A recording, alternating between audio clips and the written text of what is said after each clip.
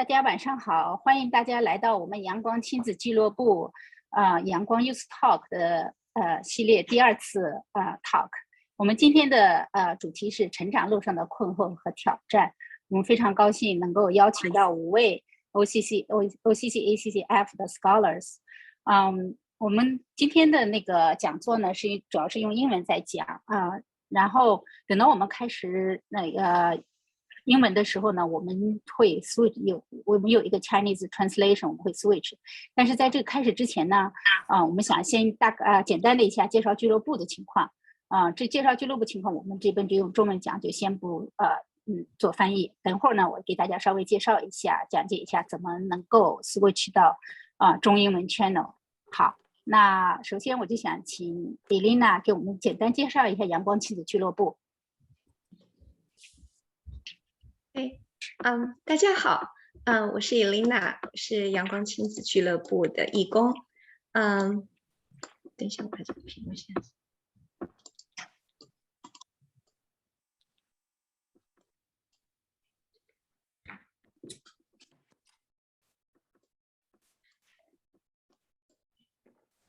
OK， 等一下，我这个有点问题。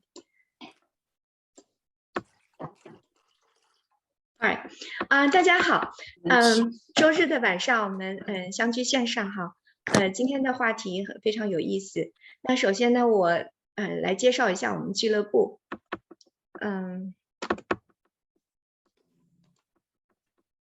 OK， 阳光亲子俱乐部是一个非营利性的组织，隶属于城县华人家长会。然后我们是关注亲子教育、家庭关系和个人成长。然后我们整个俱乐部的话，都是义工在协调和管理日常的工作。向所有的关心教育的家长和职业人士开放。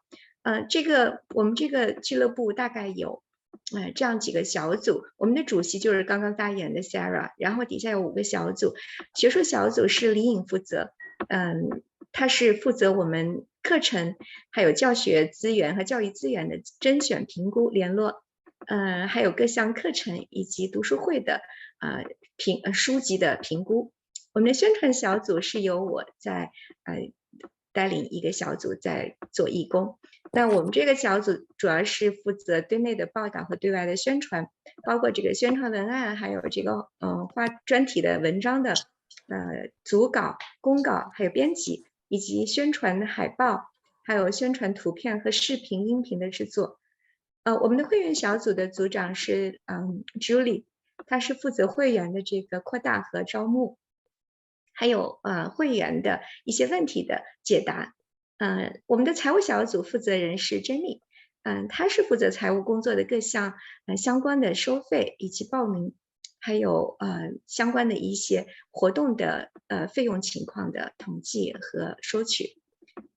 然后我们的社群小组就是大家经常在微信里看到的，由小杨负责，他是负责微信各个群的管理和维护，还有包括这个宣传和推广，在各个社群，主要是在微信群，做不同的推广。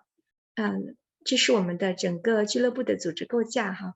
然后我们这俱乐部有几位顾问老师，第一位就是Sunny 老师，他是有美国认证的 PET 父母校园训练的资深导师，也是 YAT 青少年校园训练的资深导师。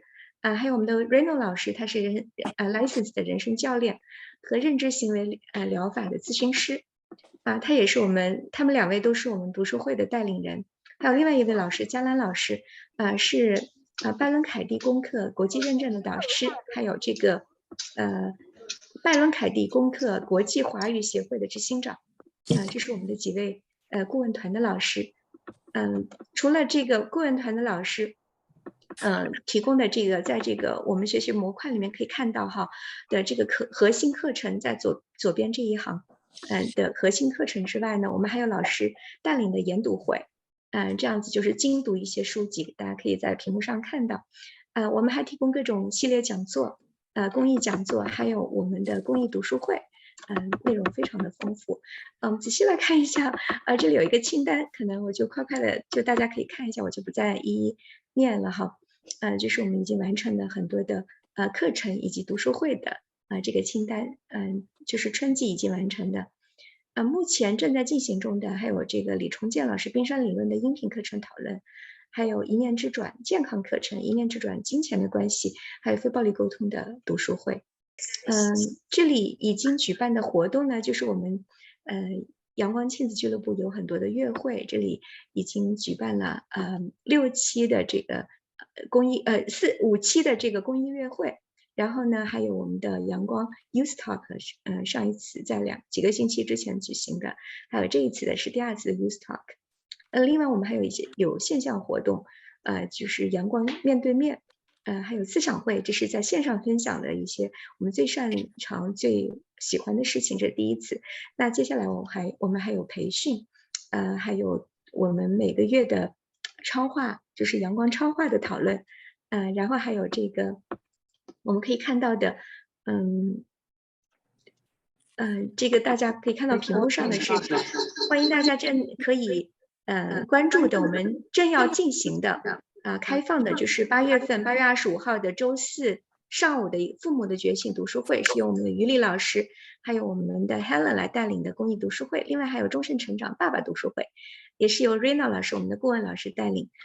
另外还有9月份要开始的家庭的觉醒，都是我们的即将开始的这个读书会。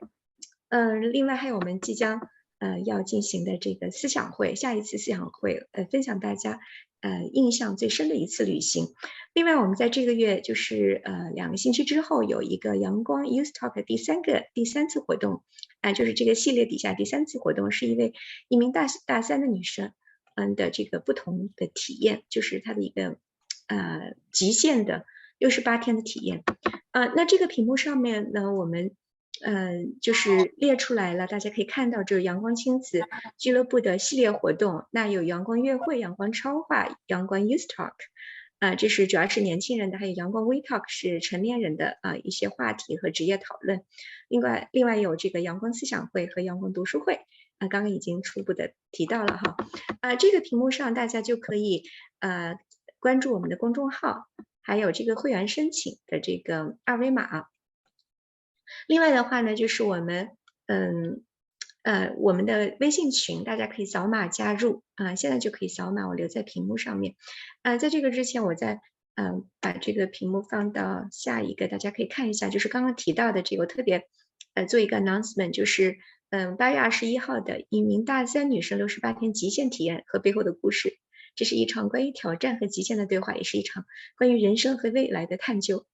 非常的 interesting， 然后也是对我们孩子和家长都是开拓眼界的一个体验分享，因为这样的体验可能很多的家长和孩子不一定经历，所以非常特别。我们看看背后有什么样的故事。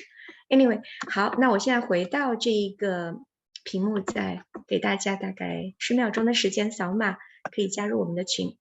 好，那我们就准备开始我们接下来的这个今天的 Youth Talk 分享。在我们进入这个 Youth Talk 分享之前呢，我想我们再特别说明一下关于今天这个就是 real time 的 interpretation 的，就是同声传译的这个功能的一个使用。在我们的Zoom 里面，不管是电脑还是我们的手机，一会儿呢我们就会打开一个 function， 就是叫同声传译，或者是英文是global interpretation 这个功能。大家看到这个选择以后呢，就可以选择自由的选择，不管是英文 channel 还是中文的 channel，这个是同传，就是同时翻译的。那因为这个是第1次尝试，而同传其实是一个职业的专业的一个领域哈，那我们不一定有那么专业，所以呢可能会大家可以就是第1次的尝试，不一定能够期待100%的这个准确的翻译，但是基本上的内容，大部分的这个细节，大部分的内容都应该是有一个很好的一个表达所以待会儿我们先试一下。Sunny， 我不知道你ready 来做这件事情了吗 ？Sunny， 我们可以打开这个功能吗？可以，我正在做。那我把这个 share 关掉哈。好的。好，那我现在把你做成那个，我们可以开始了。那其他的好的，现在大家可以在你们的屏幕下方看见一个，你们可以设你们的这个有一个选项，就是说这个选项里面你们可以选择你们的收听的语言。如果想收听中文的朋友，可以选择中文。如果有问题的朋友，可以打开你们的话筒来问我们。这会儿就是说，如果不知道怎么设的话，好像没有，那就交给 Sarah 吧，交给我们主持人。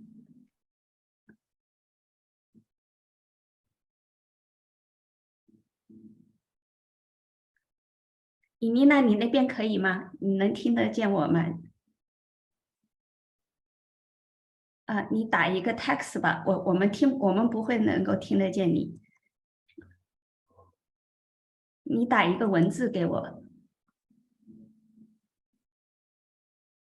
你可以听见吗？好，那行 ，OK， 那开始吧 ，Sarah， 你开始。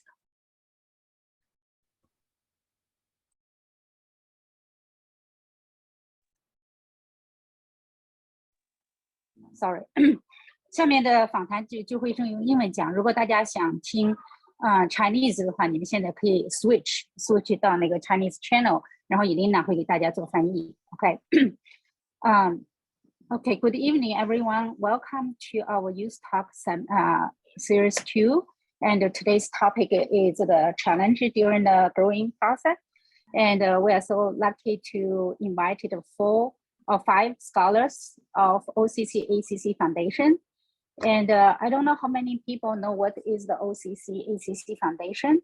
And I'll just explain a little bit what's the OCC ACCF Foundation. OCC ACCF stands for Orange County Chambers of Commerce.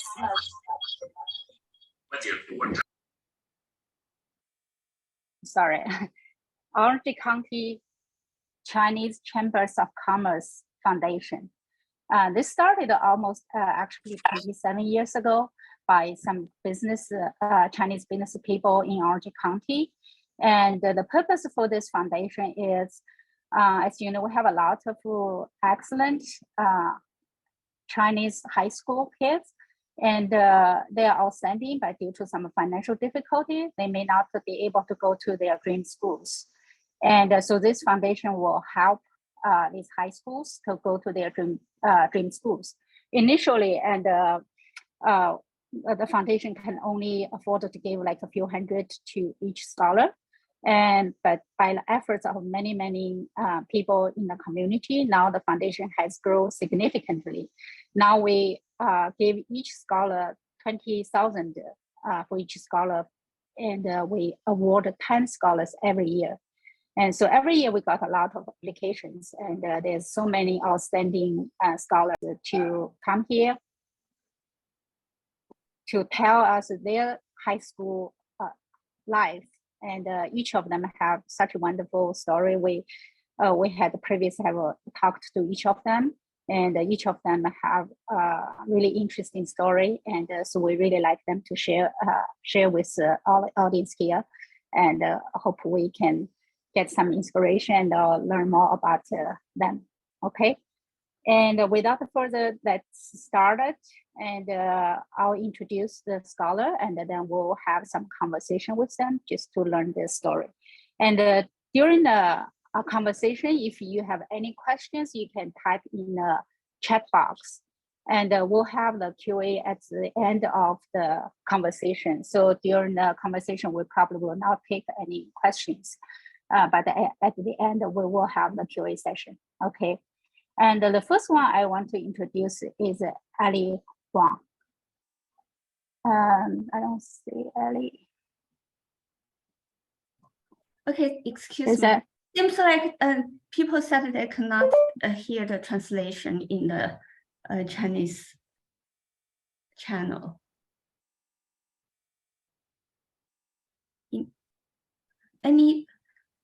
有没有其他的伙伴在中文？哦，对，那不行啊，这是怎么回事？我看一下。那我们现在试一下，莹莹，那你在说话，看大家能听见吗？现在可以了吗，杰米？可以现在听得到。哦 ，OK， 好，谢谢，谢谢。对，好现在听到了。好 ，OK， 好 ，OK 了，现在可以了 ，OK。好，行，谢谢，谢谢。好 Okay, I'll go ahead and start. The first scholar for tonight is Ali Huang, and she's a graduate from South High School in Torrance, and she's going to go to UC Berkeley Business School. And she's an outstanding student during her high school. She has done so many things, just to name a few.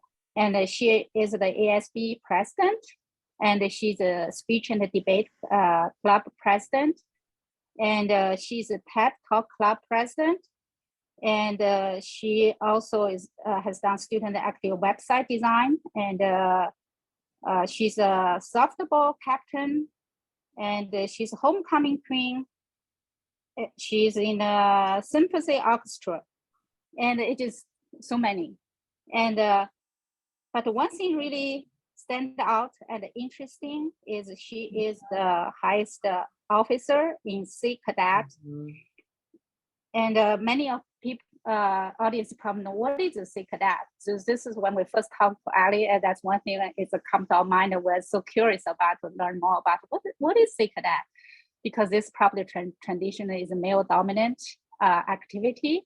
But Ali, as a female student, we're very curious, how did she decide to go to this program? So let's first start at like to ask Ali, can you tell us a little bit about this program? So Sea Cadets is modeled after kind of the United States Navy. It's like JROTC if other schools have it. My school did not have JROTC, so it was Sea Cadets for me. And Sea Cadets was a program where, like she said before, very male dominated. And Sea Cadets is where I kind of learned to be persistent. When I started with 3 other girls in the program. And at first, I really wanted to quit because when you look around, it's all boys. It didn't feel like I belonged there. Regardless, I still persisted and I stuck through it. And when I went to boot camp in the winter, I actually got to be placed in a female division. So now I got to meet 20 other girls who were in the program with me. The boot camp is held at an active military base, and it has over 200 participants from all over California. At the end of this boot camp, I actually won Battalion Honor Cadet, and this is an award that's given by a chief officer in the Navy. And after getting this award from a chief officer from the Navy, it really gave me a lot of confidence. So when I came back to my own division, where there were still only 3 girls, I got really confident and I started ranking up, and I actually was able to rank 6 levels up and achieved Chief Petty Officer, which is a rank 1% of the whole program holds in the nation. And after I got this rank, it really boosted my confidence, and I was able to lead a lot of people, boys and girls, and I went to other trainings and led people there. What Sea Cadets really taught me is that as long as I am persistent, no matter my gender, no matter what challenges come in the way, I really can overcome them and learn to overcome them. So. Thanks, Ali. When did you start the Sea Cadet? When did you interested in this program? So I started in the beginning of 8th grade, and I was interested because I saw that it was something challenging, and every time I do something challenging, I know I'm going to learn something from it. So I was like, what the heck, let me just do this and see what I can learn. And I joined in 8th grade and finished senior year. So because you thought that's a challenging program, you want to try it. And something new. Yeah, as you said, and you went through 6 levels. And I can imagine during this process, you probably run a lot of challenges, especially during, you said that, you're only one for the 3 girls in this program. Can you share with us what kind of challenge did you run into and how did you overcome them? Of course. My biggest challenge was trying to gain respect as a leader. When you rank up and you, like in the actual military, when someone is higher ranked than you need to listen to them. So I was able to pass all the biannual physical tests. I did all the military coursework modeled after the actual military. And after I was able to rank up to one of the highest positions, it was my turn to lead because I had the rank. But unfortunately, when I reached the rank, nobody really respected me. Still, there were only 3 girls in the program, and I was actually one of the first female leaders. So a lot of the boys, they didn't want to listen to what I had to say. I couldn't do as many push-ups. I couldn't run as fast as them. Obviously, they didn't want to listen to me. They're like, this girl right here, why do we have to listen to her?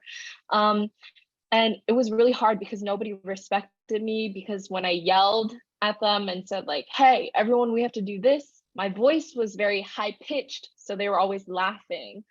One time, this one specific story is I had to move our division, the whole group of people, to another side of a park, and my officer was yelling at me to do it. But when I was trying to convince all the boys to move, they started asking me questions. Why are we doing this? Why do we need to listen to you? I don't want to be here right now. And it was very stressful because at the same time, when I had to do something, my officer was yelling at me and nobody was listening to me. It was a very stressful experience. But I just told them, I was honest to them, and I said, you know what, like, I really have to do this. Can you guys please just do this for me, and I'll explain to you later why we have to do this. And just by being honest and not yelling at them or looking down on them, they moved. And what I realized during this challenge is that when you want to lead a group of people, you have to do so by gaining their respect. You have to establish good friendships with them. And what I started doing is talking to my peers and asking them about their lives. And even this one guy who kind of had some problems at home, who had divorced parents, he started telling me about his life. And when they saw me as their friend, they started respecting me. They weren't like, oh, she's a girl, I don't need to listen to her. She runs slow, she doesn't have as much muscle. They weren't like that anymore. They knew the kind of person I was, and they respected me. And that's how I overcame my challenge. That's how I earned their respect and became a good leader. Thanks, Alice. It's such an inspiring story. And you mentioned earlier on, through the SIDAC program, you really learned to become the leader. And just by listen to people, respect people, and try your best. Mm-hmm. And so can you tell us, what do you think is in the leadership? How do you mentioned that, how you develop? Can you tell us, and what else do you think that's considered really the leadership? Mm-hmm. I think a lot of the times people think leadership is, if I'm the boss, then everyone has to listen to me, right? I don't think that's true at all. I think when you want to be a leader, you first have to prove that you can be a good leader. Then people choose you as their leader. You can't just say, hey, I'm the leader, everyone listen to me. And I think that's something I learned over the years as ASB president, as president of TED Club, as president of Speech and Debate. To be elected for these positions, you have to show people that you are their friend, that you're going to enhance whatever program they are a part of. And when you show what your true intentions are, what you care about, everything I did, I really cared about. CCATs, public speaking, I really cared about all of that. And I think other people could tell. And that's what they want in a leader, someone who is genuine, who shows interest, and who's open to being a friend to others. So I think that's what leadership is about, not so much establishing power, trying to take control. Thanks, Ali. And from what you're telling, it seems you're very driven, very hardworking, and very outgoing. So how do you develop such personality? Is that were you born this way, or is someone really impact you to become such personality? I think ever since I was born, I really enjoy talking, whether that is with my parents, my family, or with friends.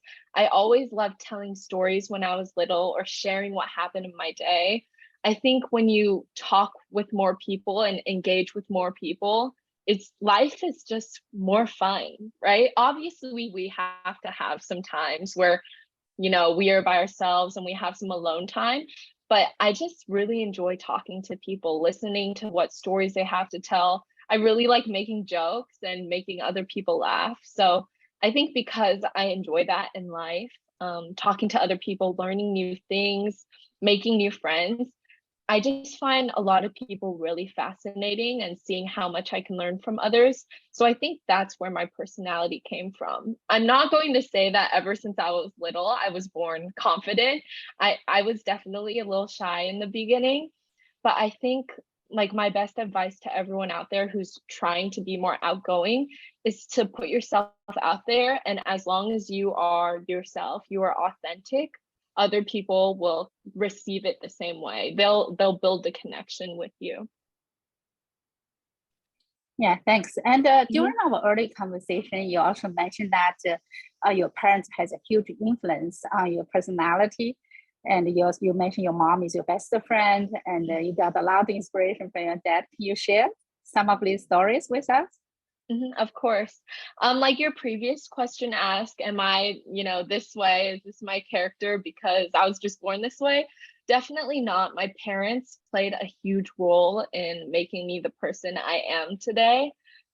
There's this little tradition my family has.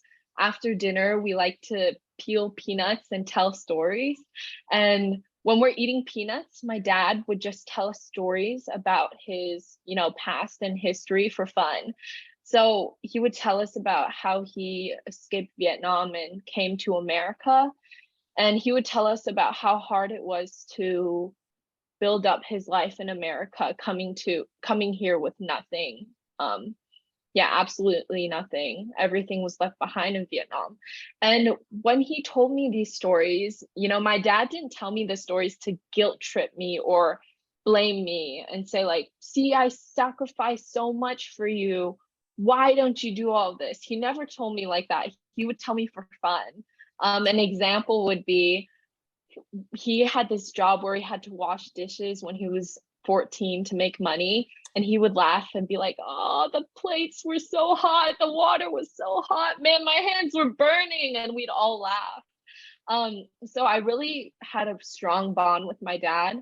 But even though he makes fun of these hardships he had, it made me realize how much he sacrificed. And although we laugh about it, I can tell he put in a lot to give me the life I have in America. So whenever I do anything, I'm just incredibly grateful and, want to make my dad proud. My mom is also my best friend. She drives me everywhere. I have a lot of places to go, but when she drives me everywhere, I really like spending time in the car, talking to her about my day or any hard decisions I have to make. A lot of people ask me, is there anything you don't tell your parents? Like you can tell us. And I'm like, no, like my mom is my best friend. She knows everything. I always ask her for help. So she's always been very good support for me because a lot of the stuff I do is not easy and it does get stressful. And yeah, that's how I think I definitely would not be where I am today without my parents. And I'm just very, very grateful for them. Wow, that's I'm thinking a lot of people in this audience as a parent, they would love to have a daughter like that, have such a wonderful relationship. So did you ever have like a conflict with your parents? And why your mom can be your best friend? Do you guys fight, or how did she become your best friend? Or why do you willing to share all your stuff with your mom? I think, to say that kids and parents never fight is not true, right? Obviously, kids and parents will fight. But I think at a young age, because of the stories my dad told me about how much he sacrificed, I think I grew up very fast and I was able to understand my parents very fast. I think a lot of the times when they try to do something for me, I could tell, other times people might get angry, right? But I could tell they did it for me because they love me, not because, they want to punish me or because they're trying to force me to do something. I know they are always doing something because they think it's the best for me or because they love me. So, I mean, everyone fights with their parents, right? But I think because I knew what they did for me is because they loved me, I didn't fight with my parents as much. And because I understood that they were acting in my best interests all the time, it was very easy to tell her how I feel, what I worried about, because my mom gave me very good advice. And I still call her at college and I asked for her advice. So I think growing up very quickly when I was little and knowing that about my parents helped me create a very good relationship with them. So how did you resolve the difference if your mom and you or your parents disagree with whatever you do? How did you resolve that difference? I don't think my parents never really disagreed with what I did. They were always supportive. My mom and dad never had any expectations with me. I think the one thing they always told me was, as long as you put in all your effort, you try your best, then everything is okay. And I think this helped me a lot because whenever I did something, I didn't feel like, oh, my parents aren't going to like this. Or if I choose this, if I do CCADs, my parents won't like this. So that's why I think I was able to live a pretty good life so far, because I knew whatever I wanted to do, I could do. But I held very high expectations for myself because I wanted to make sure I put in all my effort, like my mom and dad told me to. So I don't think we had many differences because of the things I wanted to do. But yeah, I think as a result, I do put higher expectations on myself because my parents, they just told me to try my best. So I really want to try my best when I do things. Wow, what a wise parents. Yeah, I know. You're so lucky to have such a wonderful parents. Okay, let's change the topic a little bit. I know UC Berkeley Business School, especially the business school, is really difficult to get. It's also the dream school for many people. Is this your dream school? Is that from a young age you know where you're going? And yeah, can you share with us a little bit, your college application process and how did you choose? UC Berkeley Business School. So growing up, I wasn't very sure what my major was going to be, but my dream college was. I think my logic was that whatever major I choose, then I will have to choose a school that's best for that major, right? It doesn't make sense to go to a very STEM, prestigious school if I want to do business. So first of all, I didn't want to set a dream school for myself because I see a lot of kids, like every year, they set a dream school for themselves and then, it disappoints them or it really demoralizes them when they don't get in. And I think, this is very unrealistic. And why should you make yourself suffer like that? I'm not saying you shouldn't have goals, but putting all your worth into one dream school, it just sounds like a lot of suffering, and I didn't want to do that to myself. But when I decided I wanted to do business, Berkeley's Haas School Business was definitely definitely a school I wanted to apply for. Even in my college applications, all the schools I applied for were ones I could see myself having a good lifestyle there, but also for business, like NYU Stern School of Business. So I think when kids are applying to colleges, I would recommend that you decide what major you want to do and then choose a school that really highlights that major and highlights the lifestyle you want to live. And when I heard about Berkeley's Haas School Business in the program, to get in as one of 35 freshmen, which is less than 1%. Obviously, when you look at the statistics, you're like, oh man, what are the chances I can make it there? And I think that's a question a lot of students ask themselves when they apply to schools. They're like, oh, it's such a small chance. Like, can I even make it? And I think my best advice is to just apply, because if you put all your effort into your application, into your high school years, and you submit your application, then it's not your decision, right? You have presented yourself the best you can be. And whatever the chances are, if they choose you or not, at least you showcased yourself and fought for yourself. So I think no matter how small the chance is, I think if you feel confident in yourself and you put in everything you can in what you do, just send in the application. So, I mean, UC Berkeley's Law School of Business, definitely a goal for me, but I think I would have been happy anywhere I could get in, so. Thanks, Ali. That's such a positive attitude. And I still have a lot of questions for you. I know you have a lot of wonderful stories, but unfortunately, we are running out of time. We have to move on to the next. I hope during the Q&A session we can continue to hear more of your story. Thanks, Ali, for sharing your story with us. Okay, and our next scholar is Eric Zhu. Eric Zhu is in OSHA High School. I think a lot of people know OSHA is an art school in Orange County. And he came from China when he is in the middle school. And now he's going to go to UC Berkeley Film and Media.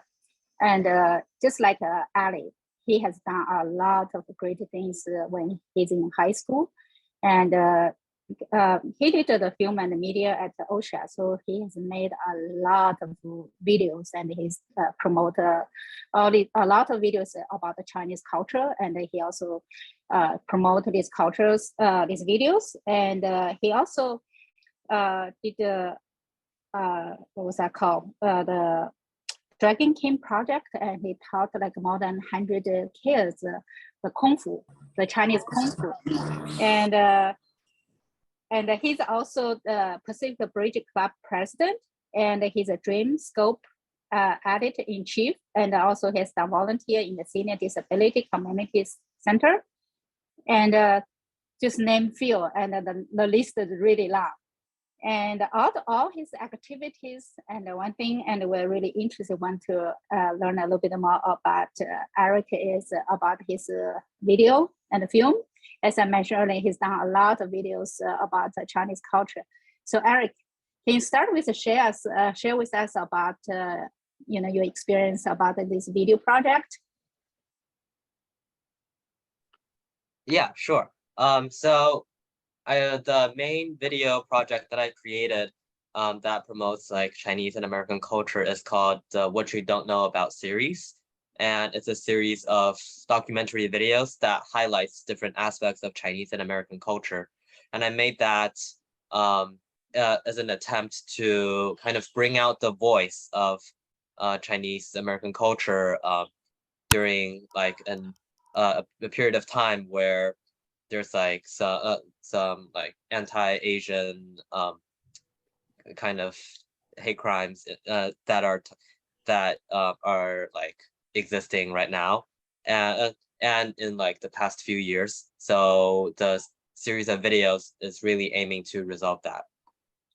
But yeah, and yeah, so I guess into more depth for the videos, I made 3 videos talking about Chinese culture, each of them around 10 minutes long. They are about like Kung Fu, Peking opera, and traditional Chinese medicine. And for each of the video, I invited like a professional from the field and did an interview with them and talked about their experiences with that field. And for the American culture, I did the same thing. And I talked about Hollywood and also Las Vegas, where I also talked about different aspects of American culture, and each documentary focused on one value of American culture that is highlighted through the city and also Hollywood. So yeah, and I also interviewed someone. So yeah, it's a huge process. It took about like a month for each video, but I'm really happy to see that it was highlighted in my it was showcased through my school during the 35th anniversary. There was an event called Acts of Gratitude, and it was showcased during that event, and also it was screened multiple times at my school during like back to school film festivals and other film festivals at my school. It sounds like a wonderful videos. I would love to see these videos. And so I assume you mentioned that you did some promotion. I assume you probably have done a lot of promotions for the videos. So can you share with us what did you do, like try to promote these videos so more people know this video? Yeah, the promotion, I submitted it to different film festivals, tried to submit them into different film competitions. I got a few recognitions, and yeah, that's the main way that I try to get the video out there. I also edited like a few commercials for the videos too. But yeah, generally I try to spread the word and try to share it with different organizations and my school to get the videos get the videos known in the community. Erica, one thing I'm really curious about, because I know like many students like you come to the US during the teenager or middle school or elementary school. The first thing they want to do is they want to integrate into the community. They wanted to, become part of the, the school. And so some people, they try really hard to, not to mention about the culture where they're from, because they really wanted to become part of the local culture. But you did the opposite. You try to really make these videos about the Chinese culture. What is your motivation behind that? What did you, or were you worried about these people may look at you differently? Or can you share your, what's your thought behind these Chinese videos? Yeah.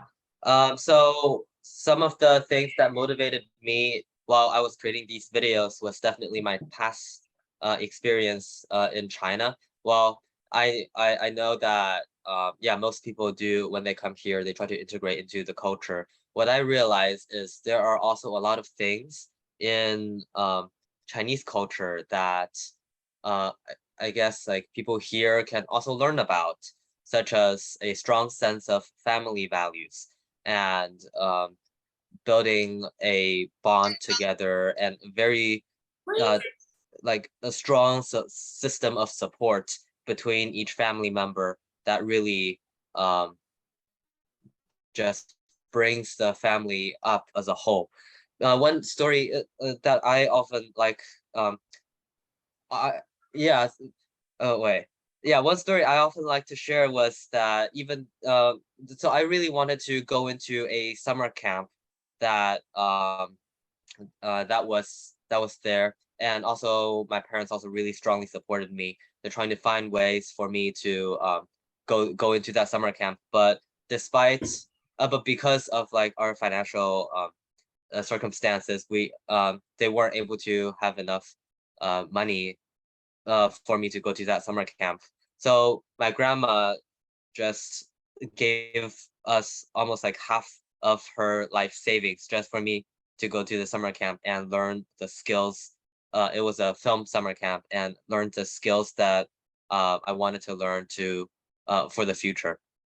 And that really broke my heart when I learned about that, because she didn't tell me when we registered for the summer camp. And afterwards, I realized like half her life saving was gone just for me to like learn new skills. And that was really heartbreaking for me. And that's like one of the values of Chinese culture that is really fundamental in our culture.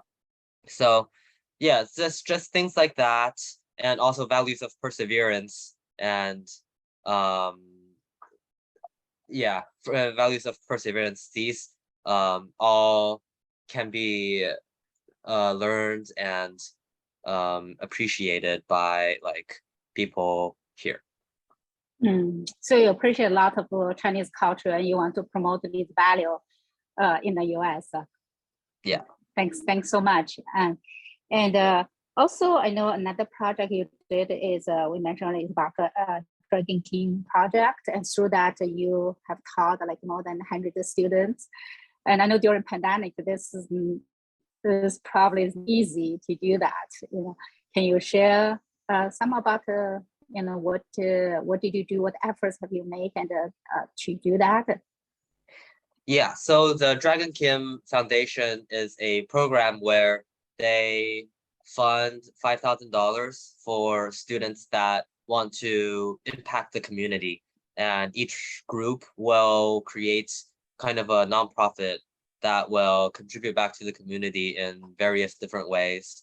Some projects, they like help small businesses, and my project teaches Kung Fu to young kids.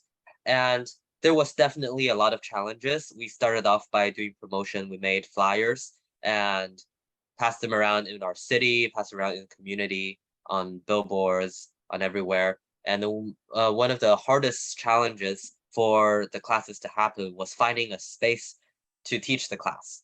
And it was really difficult. We went to like a lot of places. I first went to my school. I tried to go there, but they said maybe, and then they refused later on. I went to my sister's school. They just, I weren't able to establish a very clear clear communication with them, and that didn't work out either. I also went to some churches and other communities. I went to my Kung Fu studio, and that didn't work out because of financial reasons.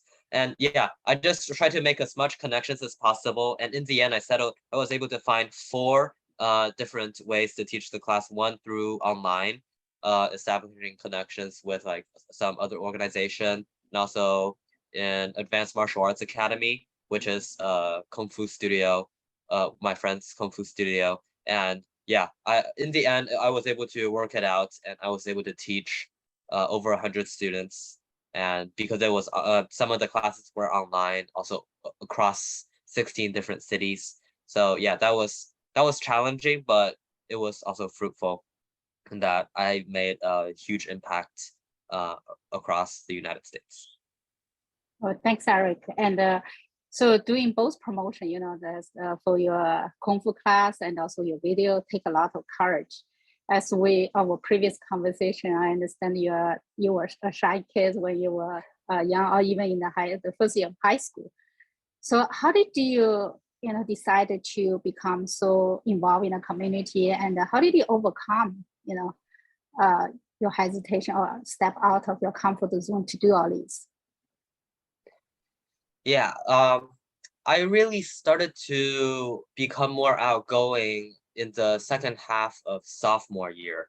That's also the time when I realized, I guess, I needed to prepare for college. And I wasn't really doing a lot of things in preparation for college.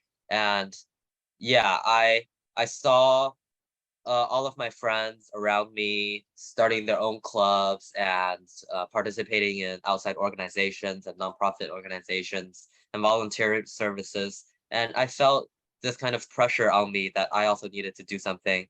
So yeah, so in a sense, I was partly driven by the pressure around me and seeing people succeeding. I also wanted to join in a sense. So yeah, because of that, I put myself out there and participated in more clubs, started my own club. The second semester of sophomore year is also the time when I started my own club, and also started creating all of the documentary videos that I talked about. So yeah, that was one of the driving forces that allowed me to become more outgoing. So when you know your goal, you know how to make efforts to change it. And Yeah. But I imagine during the process, probably it's quite challenging, right? Yeah, it was challenging, but I also learned a lot. I became more outgoing, more sociable with people. I learned that if you wanted to do something, you need to build friendly connections with other people and establish a good rapport. So it's a challenging process, but it is kind of a necessary one if you want to I guess succeed in the different ways. Yeah, I don't know. Thanks, Eric. And now, so it seems like you are not very outgoing, so you really overcome your shyness now. Yeah. Well, I can still be shy sometimes, but mostly, yeah. Yeah, Thanks, Erica, to share your story with us. And hope we can hear more during the QA session as well, because we're also running out of time here. Thanks again. Okay, our next scholar is Jimmy Jiang. And Jimmy Jiang is going to UC Berkeley Computer Science Department. And he graduated from John West North High School in Riverside. And just as previous two scholars, Jimmy has done a lot of things during the high school. And he's the president of the chess club. And he participated in the marching band, the concert band. And she's also the Sunday school teacher. He participated in the Boy Scout. He's a math tutoring, and he also done the engineer summer camp. He's a national youth leadership. Again, the list is long. But one thing really special about Jimmy Jiang, and I think many audience will be interested, is he said, video game is really important part of his life. And he spent a lot of time play video games because he thinks that this is really important, that that's who he is. And I know many parents, the video game for many parents are really one of the biggest challenges for them because they're so worried about the kids play too many video games. And so start with Jimmy, can you share with us about your video game life and why do you play video game and how long do you play? And what is the motivation for you to play video game and how do you balance, between the video game and the rest of the activities? Well, being an avid gamer, I had to really balance between my work life and my video games. It's a very demanding aspect, a hobby of mine. And as I do spend a lot of time each week playing video games, such as around 12 hours, playing video games has helped me socialize a lot with my friends as is what connected me together with them. And I've gotten really into video games that I did research strategies and aspects to help me. And one thing to get me situated at school while enjoying video games is that I would make a schedule of all my things that I need to do, and to also fit in the video games inside the schedule. Yeah, I would recommend, and that's what I did, is to make a schedule to list all the things that you need to get done first, as those are rigid things that you have to get done and it cannot just fit in very easily. So you would like work first and then play. So work hard, play hard. Yeah. But yeah, so you would do all your stuff first and then fit in the video games. And so knowing what you do and make the schedule and find the time to play video games, is that how you deal with, like, how do you balance between the video game and the rest of the stuff? Yeah. But still, and because you can spend all your time doing all different activities, but you can spend more time to play video games. So how do you really decide? What is your motivation and say, okay, I only play 12 hours, I'm not going to play 20 hours of video game. So how do you make that balance? Well, to begin, you have to decide what you want out of video games. Like, what do you look for from playing the video games? So do you want to play video games to join like the esports team, or would you more casual to de-stress, or just to have fun with friends? Well, during my last few years of high school, I decided that video games would be a good stress reliever between me and my friends, and also to build relationships. So that was the main goal that I set out for myself. And so video games is very demanding, and well, you gotta keep in the mindset of what you want to accomplish through video games. So I just force myself to play a certain amount of time, and sounds kind of mean, but I would sometimes abandon my friends in the middle of a match. Well, maybe after a match, since there is no pausing in online video games. But yeah, I try to manage it. So it's just the one thing you mentioned is important for you. You know what why you play video game. What's the purpose of play video game? Yeah. So by knowing that, so you can really stop. Say, okay, how I want to play. I just want to play video game to relax, to socialize. If I have done that, I'm done with it. That requires a lot of self-control. Because if you're in the middle. Yeah, so maybe you can share us a little how do you have that self-control? You mentioned that you play with friends. So do you play like group video game? Does that help to control the time? And can you share a few tips? How can you really control your time? Well, I guess it's thinking of the sacrifices you make when playing video games. Of course, it is a very demanding hobby, and of course, from the self-control, it does take a lot, and sometimes I do lose control, and of course, you have to come into terms of the consequences, and wow, and I guess some of that consequences would be losing sleep time, and right now, I try to get more sleep from that. Having to lose sleep in my school years, having to deal with it. Yeah. Yeah, so knowing what's the consequence help you to really stop. You don't want to lose sleep, right? Because you have other things you have to do the next day. Okay, thanks, Jimmy. And I hope that your tips can help the audience to look at the video game, how to balance the time. And okay, let's switch the topic a little bit. And I know you're going to UC Berkeley Computer Science program. This is also, one of the dream school for many, many students. And you mentioned that because you love AI and you want to do more in the AI area. So I'm just curious, how did you develop the interest for the AI? Because usually for the kids, you probably didn't really have a lot of chance to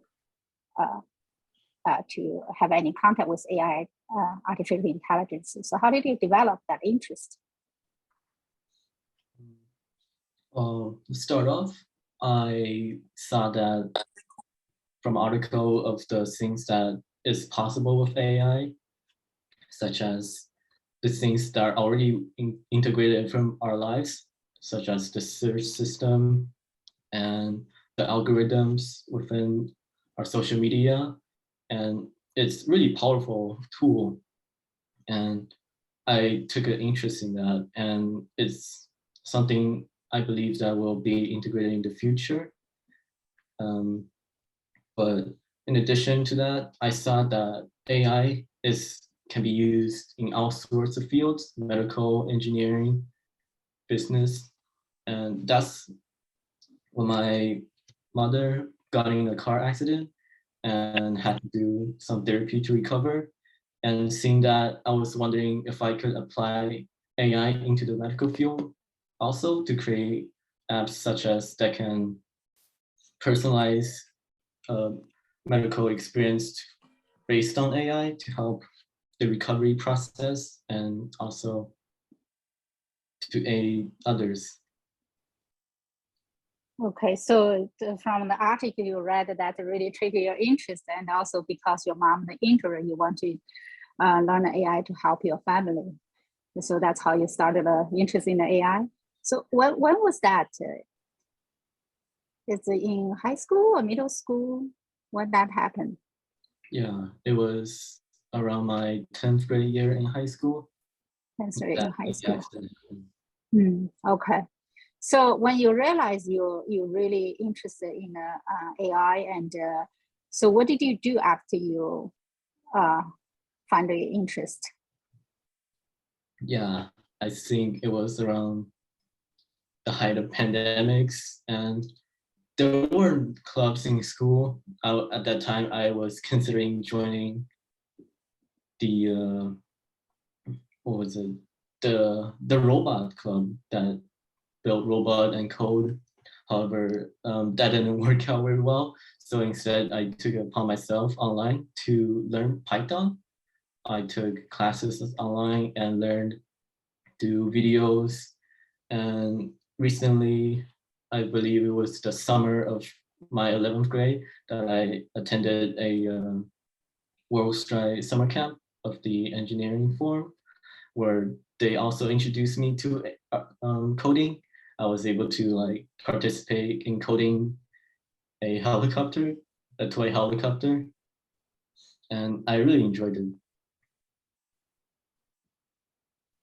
So you really enjoy the coding, and so you learn on yourself, or just try to learn more about what can you do in that area? Yeah. Yeah. Well, and now you're going to the UC Berkeley Computer Science, and I'm sure you will find many interesting areas. Good luck for your future. Thanks so much to share your story, and it's really, really interesting. And I hope during the Q&A session we'll hear more from you. Okay, thanks. Okay, let's move on to our next one. Our next scholar is Kevin Yu. Kevin is the graduate from Winter Park High School, and he's going to UCI Business School. And if you look at what he has done in high school, it's just as any other scholars, he has done so many different things. He's done link crew, and he'll explain. I would like him to explain what's a link crew later. And he's in a Coyote for Crisis, and he has the stock club and a chess club, and also he played basketball for high school. And Kevin, just started. Can you share with us like two activities you have done in high school that really have a huge impact for your life, that really help you to grow? Yeah, I would say the first activity would definitely be the UN Junior Ambassador Program I did summer before sophomore year. And yeah, that was truly a once in a lifetime opportunity. Basically, it was a 1-month program. I was actually the youngest among 10 college students during that program, but I was able to conduct research on a topic that I truly feel passionate about, which is climate change. And I was also able to present and interact with a bunch of professors and distinguished guests at the Claremont colleges, which was truly an honor. And I also represented the program in an interview with the World Journal as well. But for me, I guess most important aspect of the program was the traveling, because as part of the program, we actually traveled to the East Coast of the United States. We took some lectures at MIT with a professor there, and then also we met with the UN delegation in New York, the UN headquarters, and that was an amazing experience. And then finally, after that, we spent 1 week in Ecuador, and I was able to meet the president of Ecuador and several other government officials, and it was an amazing experience. Also, just gaining insight into a country with so much infrastructure instability. It was truly an amazing experience. And yeah, so that's what I would say for my first activity. It was actually not school affiliated, it was outside of school. Second activity, you mentioned it, Link Crew. I was a Link Crew commissioner. Basically, Link Crew is an organization that I'm sure a lot of schools have. Maybe all schools have, I'm not sure, but it's a leadership organization that aims to help freshmen transition into high school. I was a freshman once. I know how difficult it can be, but Link Crew, basically it's consisted of juniors and seniors in high school, because they once again, they were freshmen, and also because a lot of times freshmen, they don't really like to take advice from teachers or parents, because obviously, you know, hitting puberty, I went through that phase, rebellious phase.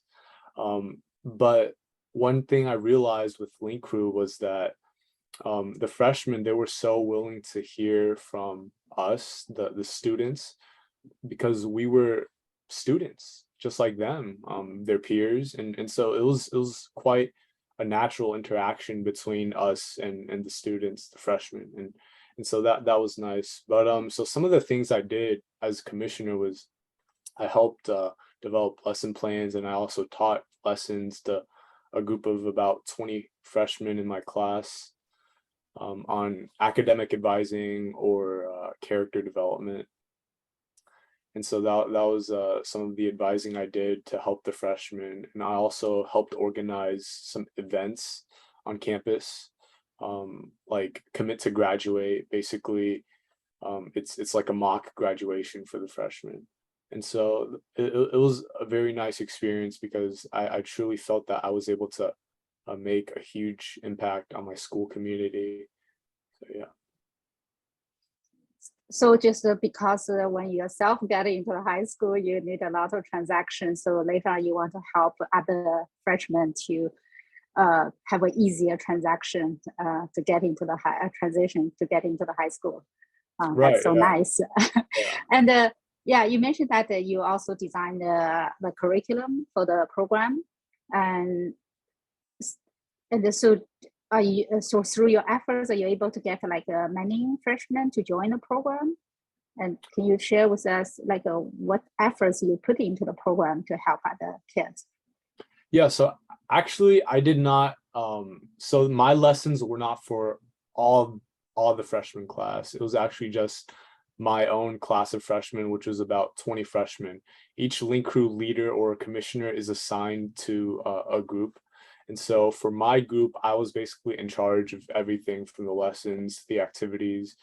We met with, each of the Link Crew leaders met with their freshmen twice a week. So we had some interaction there in the classrooms. But for me, I was able to communicate with the coordinator, the Link Crew coordinator. She's actually a teacher. So she really relies on the commissioners to help facilitate a lot of the activities, because she's one person obviously, and there's hundreds of freshmen. So she really does need us commissioners to help out a lot. But yeah, I really feel like I was able to maintain great communication with her.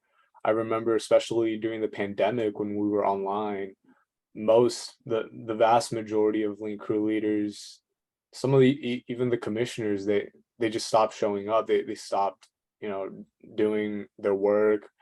But I didn't want to do that, even though a lot of my friends were doing that, because I felt I had huge responsibility to my freshmen.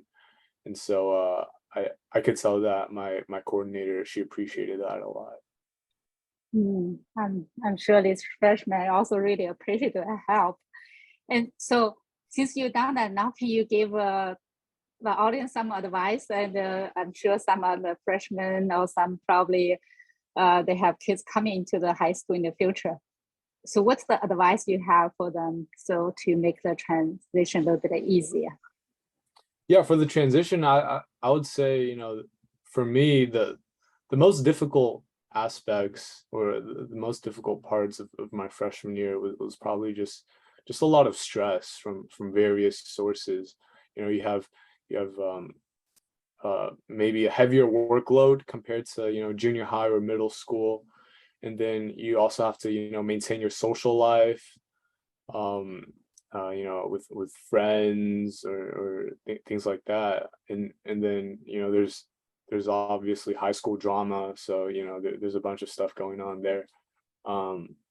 But just for high schoolers, it's a big transition, and so with that comes a lot of also not just stress, but just a lot of responsibility as well, because obviously you're getting older, and your parents, your teachers, they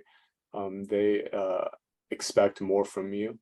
And so I remember it really was I was really stressful, and I would even say to the point of even a little bit of depression in my freshman year. But I would say that if any of the freshmen, or even not just in freshman year, but in any year in high school, no matter how old you are, obviously you're going to have a lot of stress, but just manage it well. Just communicate with your teachers, with your parents, and be open. Don't hide things, because if you hide things from the adults, they won't know how to help you. And so obviously your parents, they love you, your teachers, they care about you, and so it's important to communicate, because there are so many resources on campus, off campus, that they're available for you to go and get help if you're struggling on an assignment or in a class. There's tutoring, I'm sure, in every high school. And just reaching out, and that's really important, because if you keep things to yourself, it just gets worse and worse and worse. And so the earlier you open up, the better. Thanks, Kevin, for all this advice, and I'm sure they'll be very helpful for these students. And another thing you mentioned about your what do you call the junior ambassador program, United Union ambassador program, and you said it has a huge impact on you. And it's my understanding that's just it's a summer program, right? During your freshman? Summer, yes. Yeah, it's a freshman? After freshman. After freshman, okay. So during that summer program, you learned quite a bit, and you triggered your interest in the climate change. Right. So after the summer program, what did you do to continue to develop your interest in that area? Yeah, so actually, in high school, I took a class called AP Research. It's part of the AP Capstone program that I don't think a lot of schools in Orange County offer that, if I'm not mistaken. But my school had that, and I was very privileged to be able to take that course, or two courses. It was AP Seminar and AP Research. But that program really helped me a lot in terms of research and writing skills. But for AP Research, it's not actually a traditional AP class where you take an AP test or sit 3 hours in a room and take a multiple choice free response, whatever. It's actually a year-long project, and it's a research project. And the cool thing about AP Research is you get to choose a topic that you enjoy. So you're not assigned anything. Really, it's just you choose your topic, and for most students, they really enjoy it, because if you get to choose something, then it just becomes so much more enjoyable. So even though obviously there's a lot of components to research, a literature review, some people, they interview experts and things like that, but it just becomes more enjoyable when you get to choose. And so for me, when I took AP Research, I just considered some of the topics that I enjoyed, I felt passionate about, but it didn't take long for me to pinpoint climate change, because once again, I mentioned I went to Ecuador and explored some of the various sustainability issues over there. But also I was able to implement some of the things I saw in my various trips to China in the past. Just, things like the Three Gorges Dam, high-speed rail, things like that. Just so astounding compared to the United States. We have like Amtrak, it's just terrible.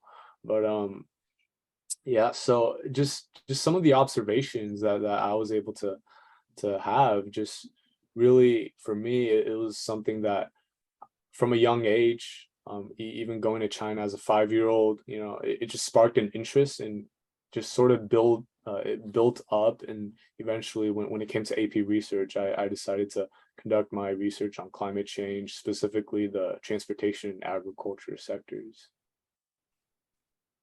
So seems like you're very observative. Also, when you visit China and when you visit different countries, you notice the difference. Even China's Three Gorge and the high-speed rail. Yeah. Thanks to share that. Mm-hmm. And so you're going to UCI Business School. Are you going to continue doing some work in the climate change area? Oh yeah, I definitely, intend to join some clubs on campus. Even do some independent research as well. It's always, something that I'll forever be passionate about. As far as a career, that's something that I'm still open to, but I'm not dead set on one specific path yet. So we'll see how that goes. Good luck. Thank you. And also you mentioned that during our previous conversation that you said basketball is really a huge part of your life. You love basketball, but you got injured during your high school. And I can imagine that must be really, challenging for you. Can you share with us the experience and what's the impact to you and how did you overcome it? Yeah, so it was really, it was the beginning of my freshman year. I tore my meniscus in my left knee playing basketball. And yeah, that was a really tough injury. I had to get a surgery for that. I still remember, I think that was also one of the biggest reasons, I mentioned, a lot of stress, maybe some mild depression as well, just mentally, physically, just it was really tough for me because at the time, once again, going in freshman year, you not only academics, but you're also trying to find your way and socially, making friends and things like that. And so for me, that was a huge setback, that injury. But the really tough thing about that was I got a surgery and I had to rehab for a few months, but I loved basketball so much that I just longed to play. I kept thinking like I want to play, even though I was still recovering. I still remember my doctor, my mom, they were telling me not to play because I still needed time to recover. But eventually I just couldn't stop myself and I started playing again. And I tore the same meniscus again. And so I had to get another surgery. And yeah, it was just a really tough time. And the entire rehab process was about 10 months for me. And yeah, it was really tough. But for me, that was a huge lesson I learned right there, that, adults, especially your parents, they know what's best for you. And so it's really important to listen to them, to obey them, even though you think that you know better or you know the best, or but no, your parents, they love you more than anything in the world. They want the best for you. So as teenagers, I know it can be hard sometimes, but it's important to listen, because they're not trying to hurt you. They're not criminals. They're not saying, oh, go rob a bank or anything. They truly care about you. So yeah, but I still love basketball so much. I worked hard. I hit the weight room. I hit the gym, played every day, and just kept grinding and eventually was able to get back to varsity basketball form, and that's what I'm really proud of. Yeah, that must be a very tough process. Oh yeah. Yeah, so you mentioned during that it was so difficult for you. You even got a little bit depressed. And so other than just consistent, persistent to work on it, what else did you do? I know, is anyone else that help you? Did you get any help to help you really get out of that difficult time? Yeah, so actually I'm a devout Christian, and so at the time I had some really good church friends that I was really able to rely on, and they really helped me a lot. They supported me a lot. They visited me often. They gave me emotional support, and I was really, I don't think I would have came out the way I did without their support. But most importantly, my mother, she was everything to me. You know, it was honestly that period of 10 months was probably a turning point in my life when it came to like my relationship with my mother, because before, you know, it was just, you know, I was just, you know, a rebellious teenager, and you know, I always wanted to do things my way. But my mother, she even though, you know, I didn't listen to her when she said not to play, but even after my second surgery, she just cared for me. She didn't blame me in any way, and she just helped me recover. She was my everything. So yeah. Wow, that's a really touching story. Through that experience, you really built a strong bond with your mom. Oh, that's great. Thanks, Kevin, to share with your story. And I hope we will hear more during the QA session. Okay, thanks, Kevin. And because of time, we have to move on to our next speaker. Okay, our last speaker, last scholar for tonight is Vivian Shen. And she graduated from El Monte High School, and she's going to UC Berkeley to study computers. Oh, sorry, UCLA. Sorry, she's going to UCLA to study biology, right, Vivian? Is that right? Yeah, I'm studying molecular cell and developmental molecular biology. science. Okay, and again, if I read what Vivian has done in high school, is also very long list.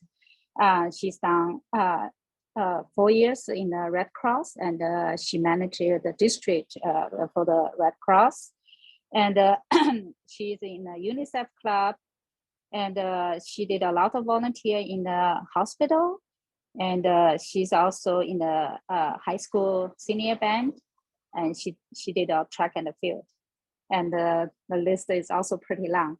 And out of all her activities, one thing, and she really spent a lot of efforts and the time is in the Red Cross. And so Vivian, to start with, can you tell us a little bit about your Red Cross experience and what you have done, what you learned from your Red Cross experience? I feel like I started like any other high school freshman. I went to like the club fairs at high school, and then I was just very interested in the American Red Cross because my dad would always talk about him donating blood back in Hong Kong. So I was really interested in joining American Red Cross, and I did as a freshman. So I went in, I volunteered an okay amount of hours, I would say, not a lot, not to the amount where it was like 100 hours, but I would say probably like 50 hours for my first year. And then I decided to apply for my first position, which was like just as a historian. So I would just take pictures of events and stuff for our club. But I think our club didn't have enough people. So apparently I got chosen to be the vice president of our club, and that's how I got my first position. I honestly didn't have much courage to apply because everyone was talking about how like they only chose people who were in the upperclassmen of my high school, but apparently I got the position. So I guess if you go for it, I mean, if you try, I think there's a possibility that you'll get a higher up position. So I started out with that, and then I guess getting a position, you do learn a lot in terms of like leadership, because you go through so much, not just like the responsibilities that you have. So like for me, I was like looking for events for my club, but also like how you would speak out in front of everyone, all your club members. So you do get to like gain a lot of public speaking skills as well. From there on, I earned, I think, like 200 hours. And I'm emphasizing the amount of hours, not because of like how much, like the quantity of it, but like also the quality that it came, that like kind of rolled in with it too. Like a lot of people talk about how many hours they volunteered, but it's not on like how many hours, but like the experiences that you develop from those hours. So I guess that's why like people ask you how many hours, because the more hours you have means like the more experience you have with this organization. So that's how I actually applied for my third position, which was in the chapter. And each chapter basically overlooks like a certain amount of high schools in the community. So for mine, I think like we overlooked around like 8 other high schools or so, 8 to 10. And basically like we would communicate with all the presidents and other like board members for each high school. So our chapter was called the Arcadia chapter. And my position was the blood health safety training officer. And basically I would host like a lot of blood drives, and I hosted like around 5 blood drives. We ended up collecting like 140 pints. So it was done through a lot of communication with a lot of my other board members, as well as like my blood coordinator to get that like done and possible. Aside from that, like we would always like coordinate these monthly events with my other like cabinet members, e-board members as well. And we would educate like over 300 youths across LA County. And I feel like that really helped boost like my public speaking skills.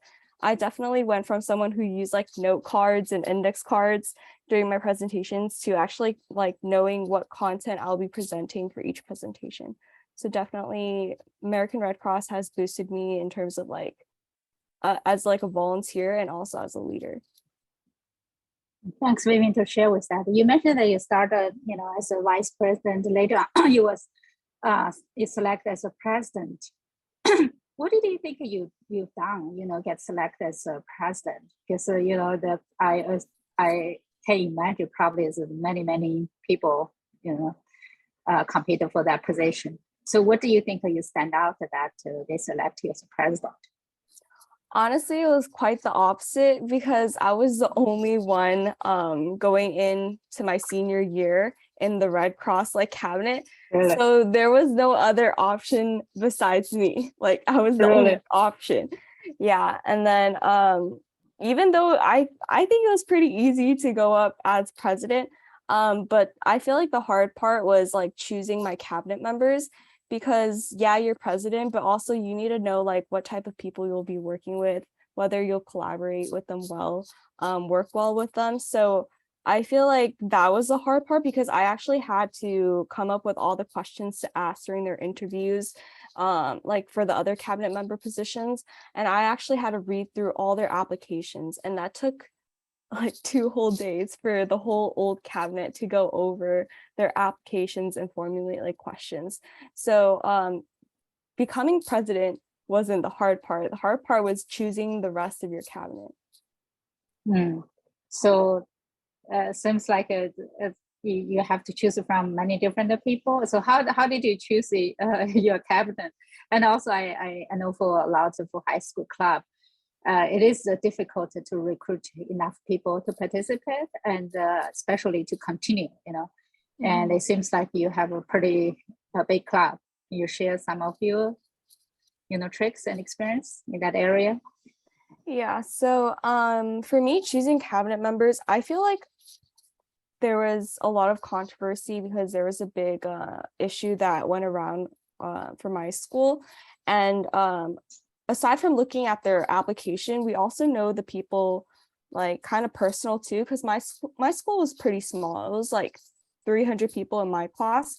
So I definitely got to know some of the people pretty well, and knowing how their character is really kind of like it infiltrated into our process for selecting the applicants. So definitely you want to be reputable at your school and in your community. So I would say don't go off doing things you're not supposed to, or like posting stuff you're not supposed to, because you still want to have a certain reputation as like a president or vice president. So that's one tip I would like to hand off to like some of the high schoolers out there. Don't like go graffitiing your school or doing something bad, because that will definitely like leave a mark on your reputation.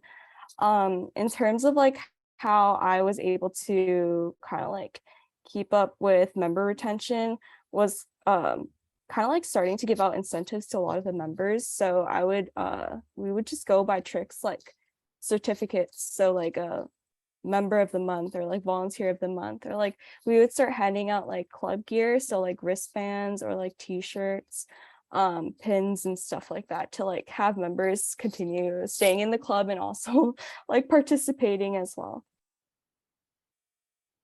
It's nice. And so you have done a lot of promotion and tried a lot of things, try to keep all your members. Thanks for sharing that. And earlier you mentioned that the interest for you to do the Red Cross is from your early age, that your parents talk a lot about the medical field. Yeah, can you share a little bit about how did you develop your interest in the medical area? Yeah, so actually I wasn't really interested in the medical field at first. I was interested in law. So I was headed in the law direction. But apparently young naive me thought that like I can choose my clients. Apparently not. You can't choose who you want to support and who you don't want to support. So I guess law wasn't for me, I was assuming. So I switched over to medicine from just like a conversation in the car with my dad. How like he talked about my grandparents actually like working in a pharmacy back then. So that kind of like piqued my interest in going into the medical field. I didn't know what I wanted to do in the medical field. But later I was interested in becoming a physician. So from then on, I kind of like started developing my own path. So a lot of the activities and extracurriculars that I'm a part of are actually like geared on the path of becoming a physician. So I was like volunteering at a hospital, a senior center. I feel like American Red Cross and like the UNICEF Club was really like kind of like involved in the kind of like developing countries mentality. So I was very interested in helping like developing countries kind of like improve their state of like healthcare system and stuff. So we would organize a lot of like fundraisers at school to donate money to those organizations. Yeah, so from the conversation with your dad, and you started the interest in the medical field. And so you mentioned that you done some volunteer work at the hospital. And as I understand, as when you're, young, sometimes it's really difficult to get in the, volunteer at the hospital. Do you need to make a lot of efforts to get these positions, or how did you, pursue these volunteer positions? I personally thought it was pretty hard for me, considering the fact that both my parents were immigrants over to America. So we don't really have much connections aside from like my family doctor.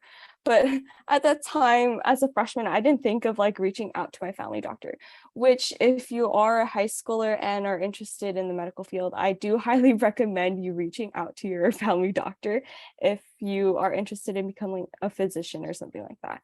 But for me, my dad and I would, I remember us literally on like day one, we would just ride around our whole community looking for like a hospital who had like a volunteer program.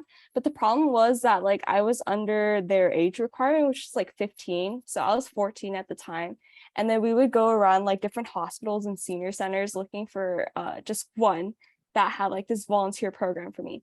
But apparently none of them wanted to accept me until I reached one which was called Beverly Hospital. It's in Montebello, the city of Montebello. And basically I was like accepted into their music program because I knew how to play clarinet. I wasn't really interested in the program at all. I was interested in patient care, which are two completely different things. But I was like, if I can step foot in this program, I don't care what I enter in as. So that's what I did. But later on, the program didn't really go through. So I ended up going into like their volunteer program, their actual volunteer program, but I wasn't admitted to go into like the emergency room to like volunteer. So I wasn't kind of like taken in as that, but I was assigned to volunteer at the front desk and the coffee cart, which I thought were really mundane like activities. Like I was like, what am I gonna do with a coffee cart? I'm just gonna be answering phones at the front desk. Like I thought it was really boring, but I actually ended up like learning a lot from my experience, even though it was such a small role to a lot of people. But like I learned that like me serving to some of like the patients and family members, like sometimes they're really going through bad days. And I remember there was this one family member who just walked out of the ICU, and they were like crying and in tears, but like I just asked if they would like a cup of water, and that made them smile and it made their day. So I thought some things that like are really little and minute can actually like impact lives. So that got me even more interested in going into the medical field. So Yeah, so it's just even the very small things that give you the reward. I feel like is something, even it's so trivial, so little you're doing, that have an impact on people's life. Yeah, thanks for sharing. That's a really touching story. And so from your experience, seems most of your activities really focus on, like the medical field, as a Red Cross, volunteer in the hospital.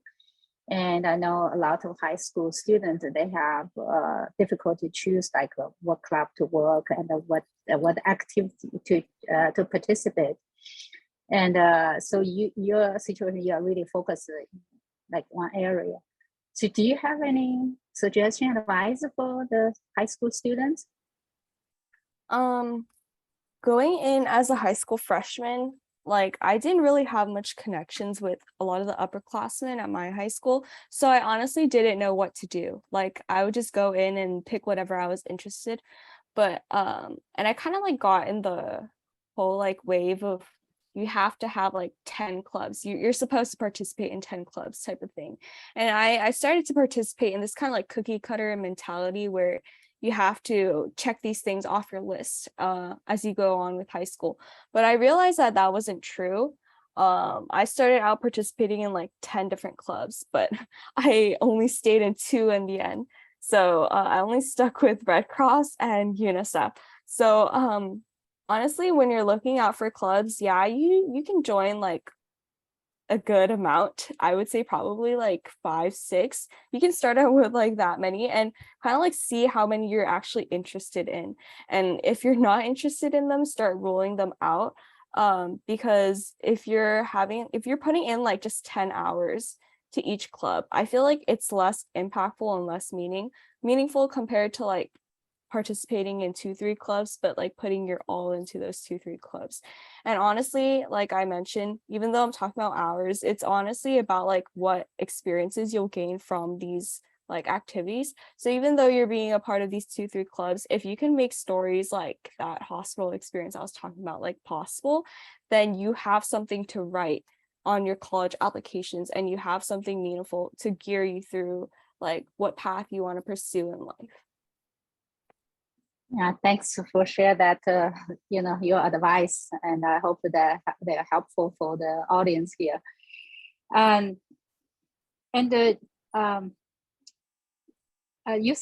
is is a great school. I know it's also a dream school for many students, and I understand that you probably don't have any help to help you to apply for the school, and you did everything yourself. Can you share with us about your application experience? Yeah, so when I was applying to college, I thought it was like really stressful, personally speaking, and I think a lot of the high schoolers can agree with me too. Because one, you're trying to balance schoolwork on top of applications, and sometimes you kind of like forget about high school and just focus on college apps, which was what I did at the time. And it was really hard balancing the both, I'm not gonna lie. I ended up kind of like prioritizing college apps So homework and tests and everything was kind of like put aside, and some of them weren't really good. I have to say, some of my test scores were pretty low, but I was able to pick that back up pretty fast after like finishing college apps. I feel like another thing that was really hard about the like application process was like brainstorming. I think a lot of people have a hard time, especially if you don't have like a brother or sister who's like an older brother sister who would be able to help like guide you through the process. I feel like it's really hard at the beginning because you're given like 8 questions from the UC system, and you're like, I'm supposed to pick like 3-4 of these and like figure out what I'm gonna write. And I honestly think that was hard for me because like I think life is pretty okay for me. So like, what am I going to talk about? But honestly, there's a lot of things once you start thinking and brainstorming, like a lot of like life situations. Like for me, my family isn't perfect. There's a lot of arguments that go on at home. And that was actually one of the things I wrote about for my college application. That was an essay that I did pretty well on, I would say. I would just talk about like my life circumstances and give like an explanation as to like what happened and what I did to try to like solve the situation, etc. As well as that, like I also talked about that hospital experience I was talking about. So that's why I'm trying to emphasize like how I'm trying to emphasize like you have to make meaningful like experiences and impact through your volunteer experiences and etc. because it does really help you in the college application process as to like what you're gonna write. And yeah. Thanks for share with us about your college application process. And you mentioned that one of the essays you wrote is about the argument about your family. Do you mind to share that story with us? I'm okay with it, yeah. So basically for my family, we're not, as high as a lot of high schoolers that go to my school. We are a low income family, and we definitely have like a lot of hardships in terms of like financial situations. So I feel like it's not just hard to pay for college, but it's also hard to just pay for like car fixtures. So like if something goes wrong with our car, like it's a big chunk of money coming out from our income. So it's definitely hard to like adjust to these circumstances. And I feel like that's why my family goes through a lot of these arguments as to like, how are we going to pay for this? What are we going to do with grocery the next week and stuff like that? And I feel like these arguments are kind of like constant too. Sometimes it would happen like once a week.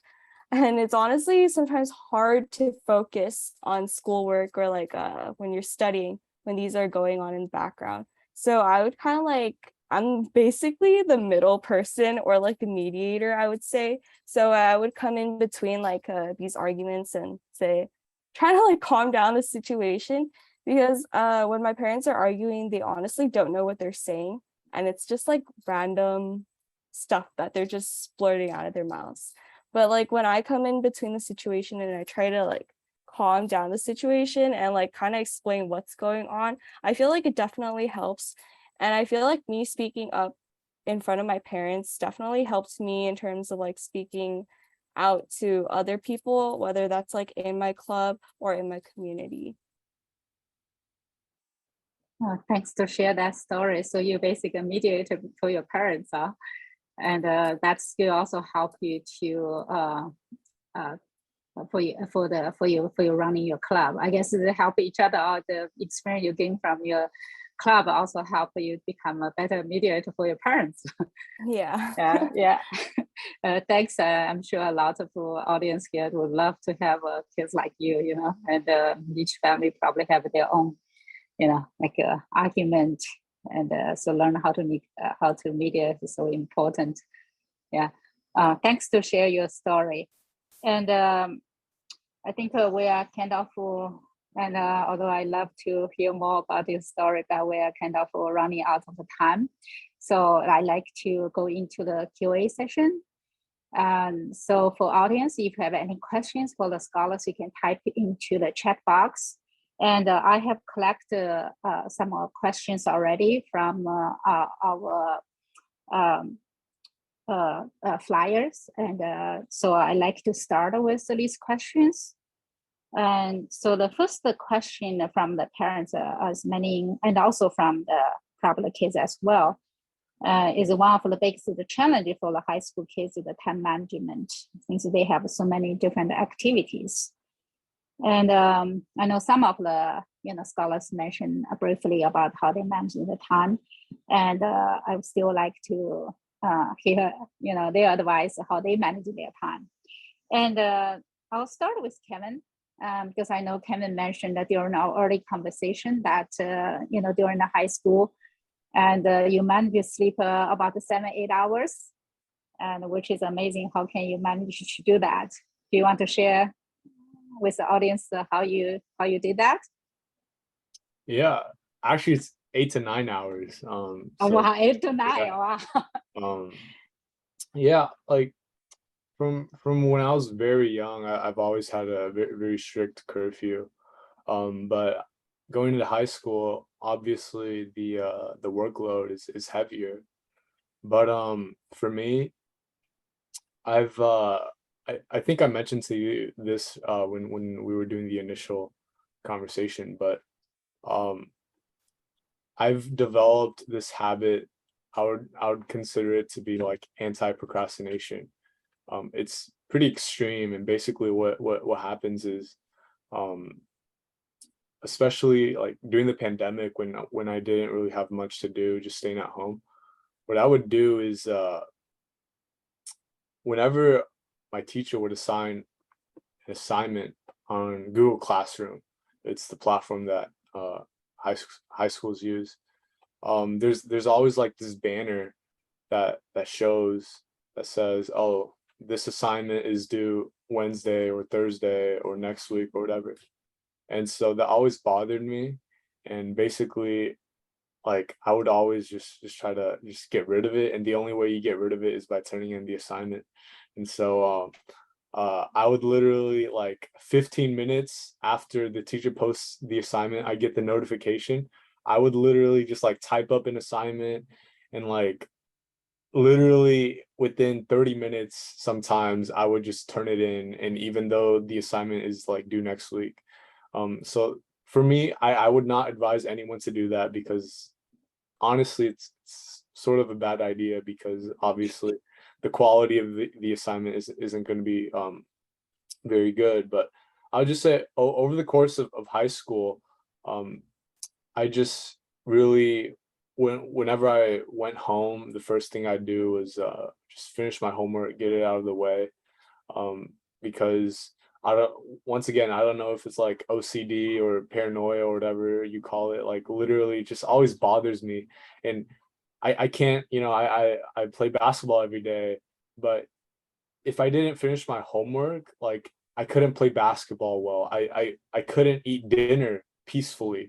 And so I guess finishing that homework really gave me some peace, and I was able to, do all the activities that I was able to do, because my homework was the priority. I finished that, and then everything else revolved around that. And so for me, once I finished my homework, I would have a good amount of time to, play basketball and do other activities after school. So yeah, for me, I don't recall sleeping 8 or 9 hours being very difficult at all. It was actually pretty easy for me. So yeah. Wow, that's amazing. So you really look at your schedule, try to get any assignment, any due date finished as soon as possible, and do your homework, play basketball. Yeah, that's really great. So any other scholars want to share how you do your time management?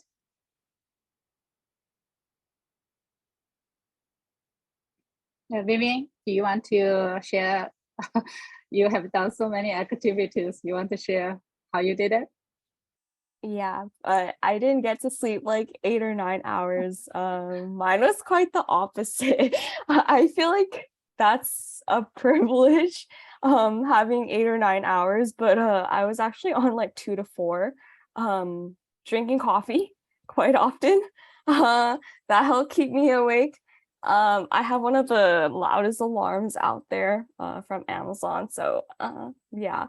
But some ways that helps me like balance both extracurriculars with like homework and studying would be like what Kevin said was kind of like basically through Google Classroom, they would be sending a lot of notifications to your email.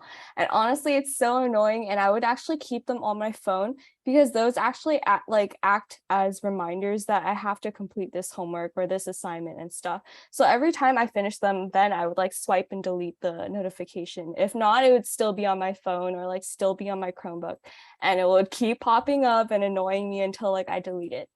Other things that I kind of like utilize is like Google Calendar. So I actually had a really strict like schedule for myself, like when I would eat lunch, if I would eat lunch, or when I would eat dinner, when I would go to this meeting, or when I would start this assignment, etc. I would also make a lot of like post-it note reminders because I would just stick them all over my desk to remind me like what I have to do, what meeting I have to attend. I also bought a watch for myself, which also really helps me manage time, not just out of the classroom, but in the classroom as well, because a lot of my teachers actually didn't have clocks on their walls, which was very annoying when you're taking an exam and you want to know how many minutes you have left or how many seconds you have left to complete the amount of questions you were given. So definitely, I bought myself a watch and I kept it ever since like sophomore year of high school. So yeah. Yeah, thanks, Vivian. There's a photo for 2 to 4 hours. You can keep yourself alert and still do so many things. That's amazing. Well, but I hope you use your Google Calendar, your watch. You can sleep more during the college. Okay. Thanks for sharing your time management skill. And the next question from I collected is, and also there's many, so from several people, is about motivation. And they find that sometimes it's so hard to keep the motivation. In some cases don't have the motivation, or some kids don't know what they want to do. And from all the scholars sharing today, they seem very highly motivated to, do whatever they like. And so I'd like to hear how you all keep your self-motivation.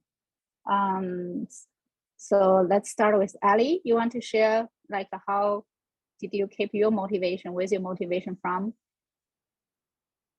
Yeah, I think a lot of my motivation came from because the things I did is stuff I genuinely care about. So I think my best advice to everyone is to make sure you're doing things you care about, because if you care about it and really like wish to improve and challenge yourself, then you can go very far. And also sometimes like the things that I did, like I studied hard and did my extracurriculars, I did that because not only for myself, but kind of for my family.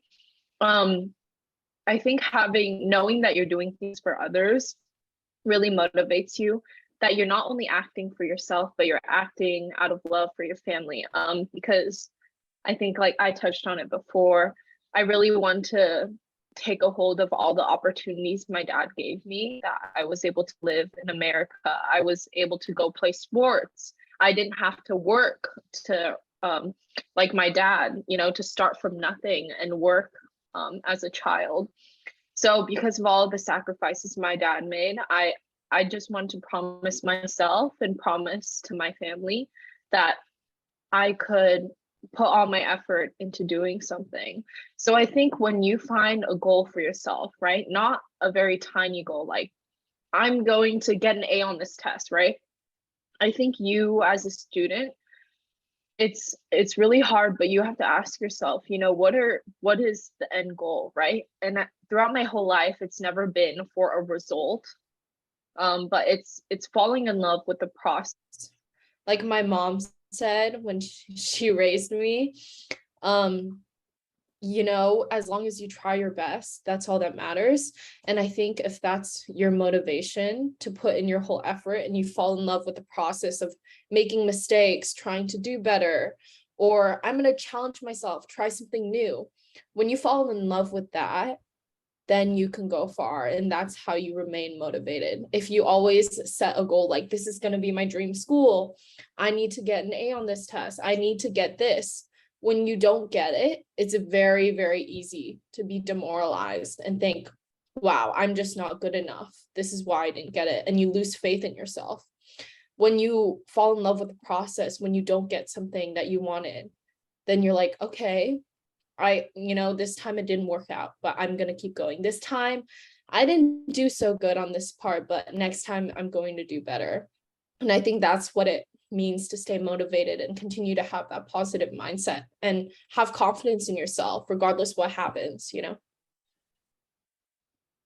Thanks, Ali, for sharing that. And Jimmy, do you have anything to add on about the motivation?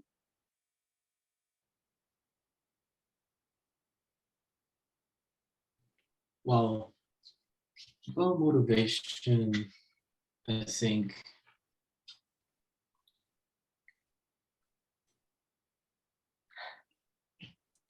I'm not sure actually.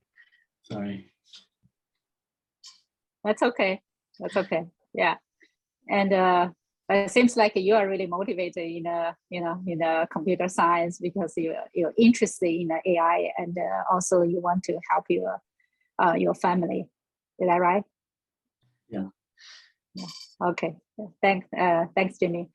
And any other scholars want to add to the motivation part that you want to share with the audience? Yeah, I could share. Yeah, definitely a big part of motivation is finding the thing that you love doing.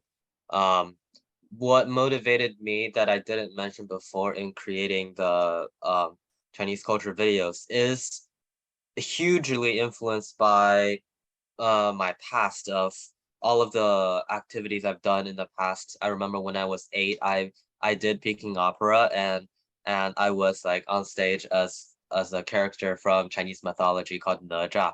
And it is really important to just do the things that you're really interested in, and that will definitely bring you far in life. Because if you are going to commit into doing something for your entire future, you don't want to do something that you don't love. You don't want to do something that's like mundane work. But if you're doing what you love as a job, that is like truly like fulfillment in a sense. So yeah, definitely find the thing that you love to do, and that will keep you motivated. So yeah. Yeah, thanks, Eric, for that. It's just find the things you like. That will give you the motivation to do the things you like. And I saw in the chat box is one more question coming, and it asked about what are the best volunteer choices for the future business, law, and the medical major. Okay, and I think we have 2 people here for the business and 1 for the medical major. So anyone just want to start to answer this question?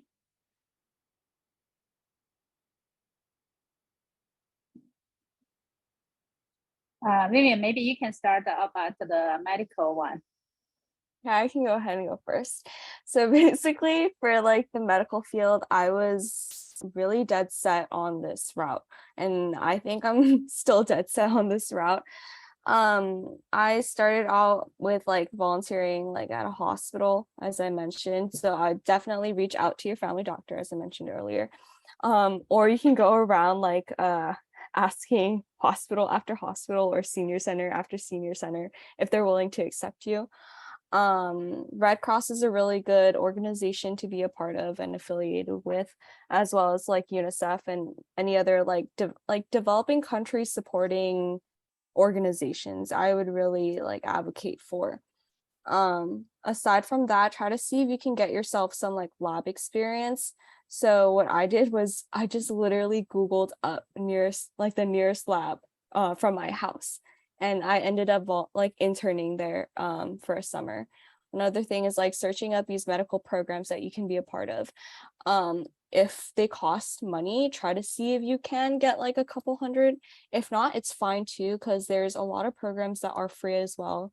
You just have to like submit an application, and then if you get accepted, then great, Other things I would also say would be like maybe take a college class in like biology to see if, like a community college class in biology to see if you're actually like interested in it in this class, because that's basically what you're going to be learning about throughout like college. Biology, chemistry, physics, these are the classes that you'll be mainly taking.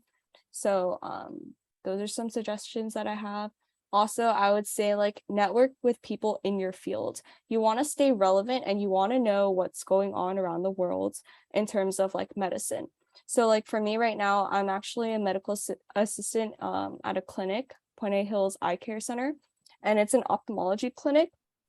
So I didn't get this position through like online searching or stuff like that, but it was actually through networking. I was at another scholarship like event banquet, and someone saw that I was a scholar there and they just asked if I was interested in joining their clinic. So that's how I got my first job and like clinical related position there. Thanks, Vivian. And next, I want to ask Kevin to answer about the business, and also someone asked about how to apply for the United Ambassador Program. So Kevin, you want to answer that question about what volunteer to do for business and how to apply for the United Ambassador Program? Yeah, I would say for business, obviously there's a lot of fields, you know, like finance, accounting, marketing. There's a lot of fields to business, but one of the most important traits to have as a business major is the leadership skills. And so you want to try to develop those skills as early as possible in high school. And some of the best, I would say some of the best volunteer opportunities that are available for high school students are just there are a lot of roles and positions that, for example, I live in Buena Park, the city of Buena Park, or the Buena Park City Council. They have a lot of opportunities for high school students and young people. So I know a friend who he went to UPenn Wharton, and he lived in Anaheim, and he was actually an advisor for the city of Anaheim. And so these types of opportunities, you literally you can go on their website, the city website, and you know there are a bunch of email contacts that are listed. Just send an email with your resume, or you know just telling them you're interested, and there are always going to be opportunities, but you have to look for them. And even, you know, going to the city hall, just going there in person, there are a lot of opportunities that you can find at the city level, and you know those are pretty good. It looks really good on a high school resume, and so for me that's a great way to get involved in the community, because you know the city, they're always looking for high school students who want to get involved and help. And so that's something that I feel for high schoolers is not only great for college applications, but it's also very feasible. It's not something like investment banking or just trying to find an internship or anything like that. It's very feasible for high school students, and so that's something I would advise. And then you mentioned, yeah, the UN Junior Ambassador Program. That one I found, or that actually I had a friend in college at the time. She actually did the program the year before I did. And so she actually invited me to apply, and that's how I got in. Unfortunately, ever since COVID, the program hasn't restarted, and so they haven't done the program for a few years now. I don't know when they'll start doing it again, but I would say if you're looking for opportunities, one of the most important things is to network and to just network and gain connections with a bunch of different types of professionals, even college students. There are so many people who are willing to help you, and they have so many resources for you. In high school, you know, there's a lot of extracurriculars in your school, for example, but if you want to, you know, be competitive in college admissions, then it's really about being unique and setting yourself apart. And so a lot of students, you know, they think that getting a 4.6 GPA, 1550 SAT score, just doing a bunch of clubs at school, they think that they're really impressive. And yeah, that's impressive, but the reality is, if you want to get into some of these Ivy League schools, you really need to set yourself apart. And so that involves you, the student, getting involved and taking the initiative to not only be involved in your school, but also create opportunities for yourself. Start a podcast, or, you know, do your own tutoring service for free or something. You know, it's really about creating those opportunities. And as we saw during the pandemic, a lot of students, they did not, but the ones who did, some of the friends I knew, they created their own opportunities. They were able to succeed and go into great colleges. So that's my advice for those who are looking for opportunities. Don't just look at what's available, but go and create something that you're passionate about. Thanks so much, Kevin, for your advice. Ali, do you want to add on about the you know, what kind of volunteers do for the business? I think like Kevin said, it's a lot about leadership. I realized like I have like a kind of a story, like how I was personally connected to 张琪，这 business. 是所有的美国大学的学生有一些，他们全 Sorry, I had a personal kind of story connected to how I had like an interest in business early on. But I think if you do things where, you know, you train that leadership skill and you train that networking skill, connecting with people and learning how to communicate with others and building a strong team, then I think that you definitely want to highlight that in your application if you are doing business. You definitely want to talk about that. You don't want to just talk about your positions. You really want to talk about that experience of becoming a leader, or what do you do to connect with others. I think like an extracurricular I did was kind of like a business program, like for Asians who are interested in business. So I think if you're already set on doing business at a young age, definitely like go online and look. There are a lot of opportunities. You just have to go look for them. And yeah, I think just making sure your application highlights that you are focused on leadership and focused on connecting with others, then like definitely push that through if you're doing business. Thanks, Ali, for your advice. I have one more question. I think that will be the last question for tonight, because that's where time is up. And so I got this question: how does someone find something that they like to do? And I think of today for all the scholars, so they all find something they really enjoy and like to do. And I know for many people, they don't know what they want to do. They don't know what they like. And so how did you really find something you like to do? So any scholar want to start?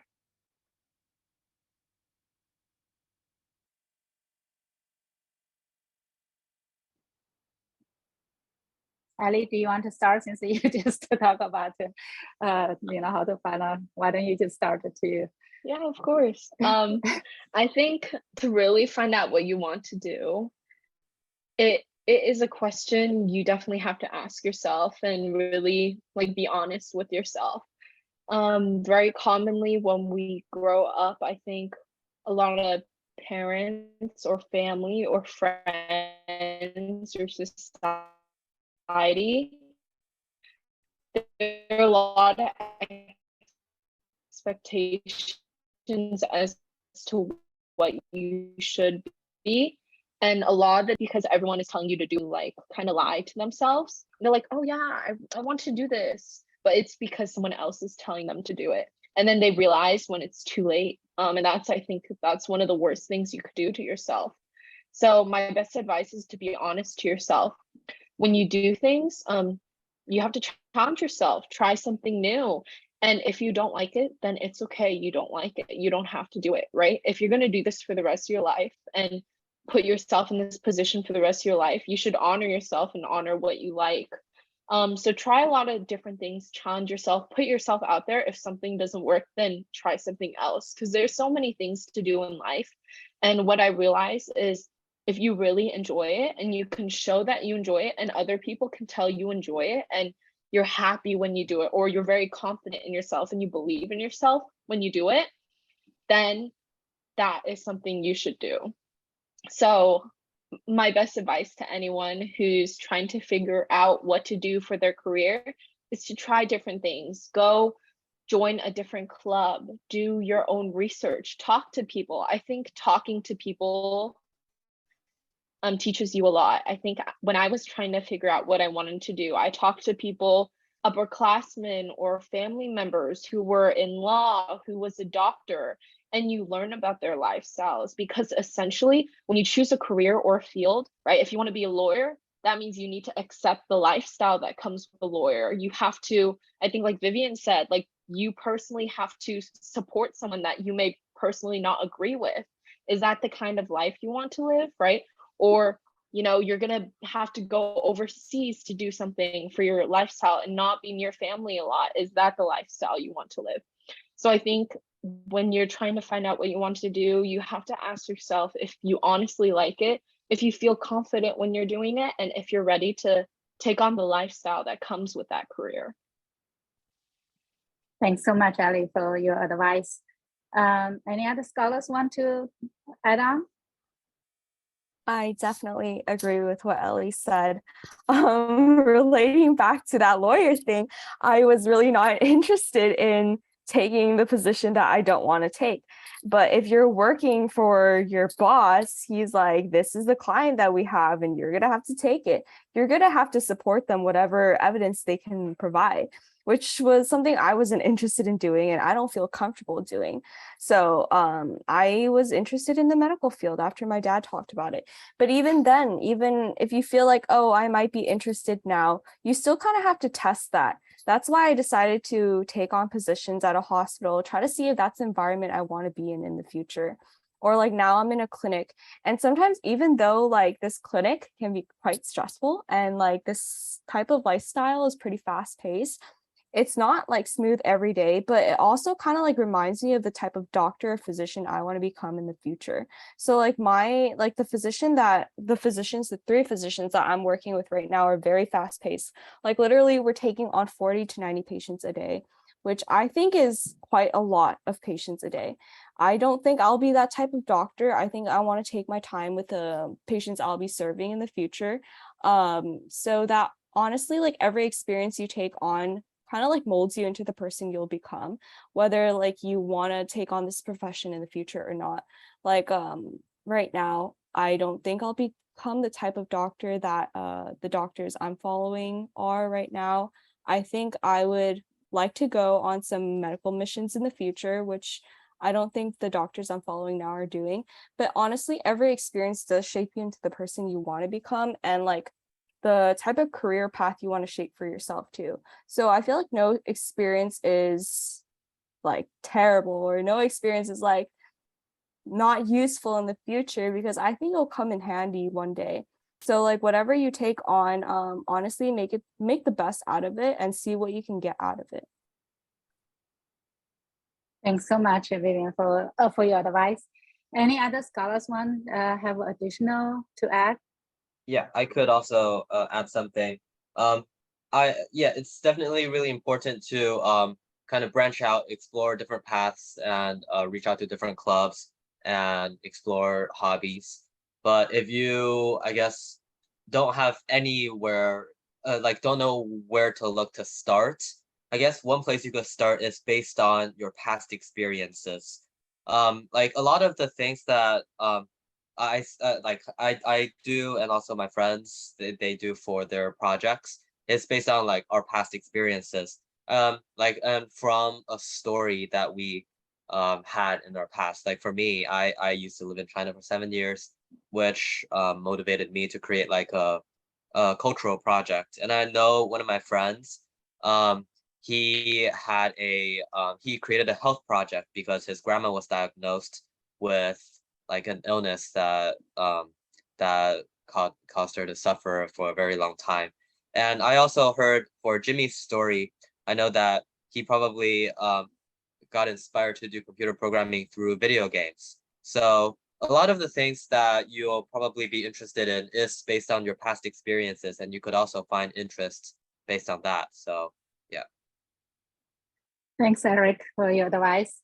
And I know probably the audience still have a lot of questions for the scholars. It's just unfortunately we are running out of the time. We already past 9 o'clock, and hopefully in the future, and we can invite these scholars back to talk with us again about their college experience. And also for some of the questions about like time management, about the motivation. And we have previously we have done some of the seminars to focus talking about this area, and we can send the video, post the video in our group as well, so people can watch these videos from the past. And so I want to thank so much for all the scholars to make time to share your story with us. And I know some of the scholars are in East Coast, and it's really late for them. And I understand each of the scholars, they are very busy, and they have a quite a busy summer schedule. Some are doing the interns, some are in some camps. And so I really appreciate that you all make time for this conversation. And I enjoy, to hear your story. I'm pretty sure our audience enjoying your story as well. And also want to thank all the audience to make time to join this, to come to participate in this seminar. And also I want to thank all the volunteers that make this happen. And before we end off our conversation, I like to do a simple survey, and so that will help us for our future, to have a better work for our future seminars. And okay, sorry. Before I do the survey, also I want to mention that we have when Elena made introduced the club, and she mentioned there are a few activities coming. In August 20th, we have another youth talk. We have one college student will share her wonderful experience about the 68 wellness experience with us. And also we have several book club will start soon. And so if you are interested, and you're welcome to really join our club. And we have WeChat group. If you haven't joined, you're welcome to join. And we post all these activity in the group. Okay, so let me do the survey. The first question is about tonight's event. Is this met your expectation, met or beyond the exceed your expectation? If yes, you can type 1 in the chat box. If not, you can type 2 in the chat box.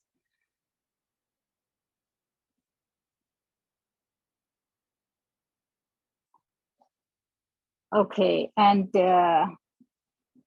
so the second question is, do you feel like the Sunshine Parents Club, like 阳光亲子俱乐部, it's a club you would like to recommend to your friends to join? And if yes, type 1. If no, type 2.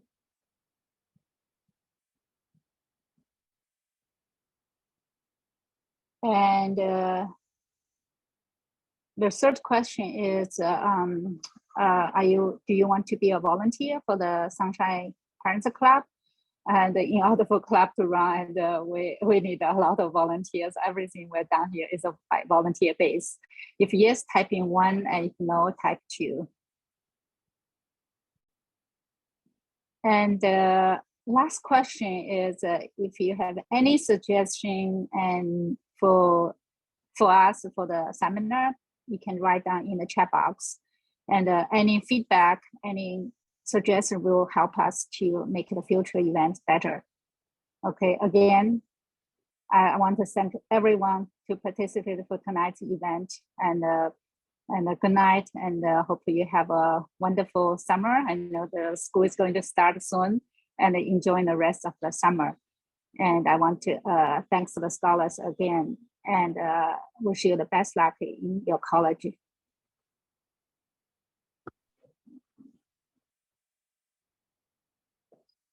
Okay, so this is the end of tonight's event.